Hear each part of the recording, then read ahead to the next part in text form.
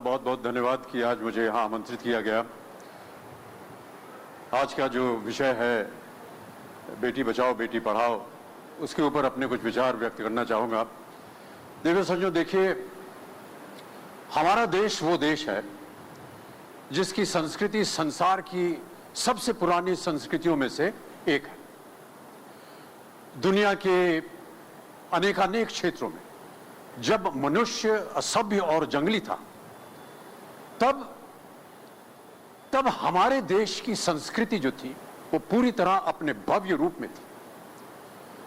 अल्लामा इकबाल ने लिखा था कि यूनानो मिस्र रोमा सब मिट गए जहां से, लेकिन अभी है बाकी नामो निशां हमारा। कुछ बात है कि हस्ती मिटती नहीं हमारी, सदियों रहा दुश्मन दौरे जहां हमारा। तो ये जो कुछ बात है, यही कुछ बात हमारी संस्कृति की पहचान है। इस पहचान के अनेक पहलू हैं, जिनमें से सबसे विशेष पहलू यह है कि हमारी संस्कृति में स्त्री को सबसे पूजनीय स्थान दिया गया है। यत्र नार्यस्तु पूज्यन्ते रमन्ते तत्र देवता, अर्थात जहां नारी की पूजा की जाती है वहीं देवताओं का वास होता है। हमारी धार्मिक मान्यताओं में भी जहां कहीं भी सर्वश्रेष्ठ की कल्पना की गई, वहां प्रतीक रूप में स्त्री स्वरूप की ही कल्पना की गई। देखिए, ज्ञान की महादेवी सरस्वती, धन की लक्ष्मी, अन्न की अन्नपूर्णा, यहां तक कि बल और ताकत की प्रतीक रूप में भी पुरुष नहीं वर्ण दुर्गा रूप की, काली रूप की कल्पना की गई। किंतु वर्तमान समय में यह कल्पना तभी फलीभूत यानी संभव हो सकेगी जब समाज में नर नारी के बीच जन्म का अनुपात संतुलित बना रहे। जितने बेटों का जन्म हो उतनी ही बेटियां भी संसार में आने दी जाए और भली बात पाली पोसी पढ़ाई जाए, ताकि जीवन यात्रा में वो अपनी उचित और सार्थक भूमिका निभा सके। इस सोच को बढ़ावा दें कि परिवार को बेटी की रक्षा करने में अपनी पूरी ताकत झोंक देनी चाहिए।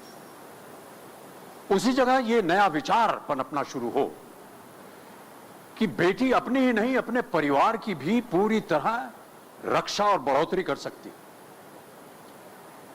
इस नए नारे बेटी बचाओ बेटी पढ़ाओ का जो असली उद्देश्य है कि बेटे और बेटी के बीच भेदभाव न किया जाए, बल्कि दोनों को ही परिवार की संपदा समझते हुए उन्हें विकास के समान अवसर प्रदान किए जाए।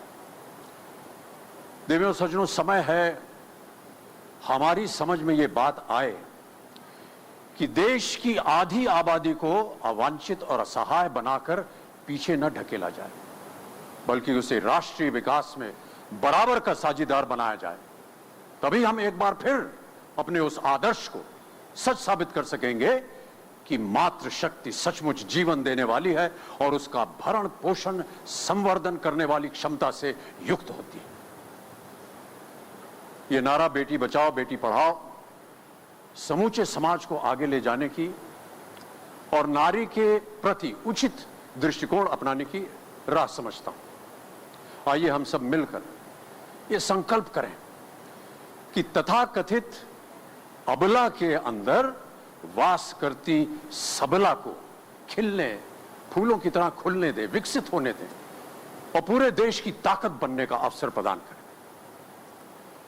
गांधी जी ने कहा था कि बल का अर्थ यदि पशु है, बल का अर्थ यदि पशु बल है तो स्त्री कमजोर है।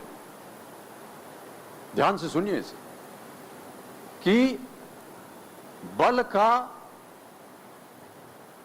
अगर अर्थ यदि पशु बल है तो वो स्त्री कमजोर है। अगर यदि बल का मतलब आत्मबल से है तो वो स्त्री की बराबरी पुरुष कभी नहीं कर सकता। स्त्री को अबला मत समझिए, स्त्री को अबला मत समझिए। बहुत बहुत धन्यवाद आपका।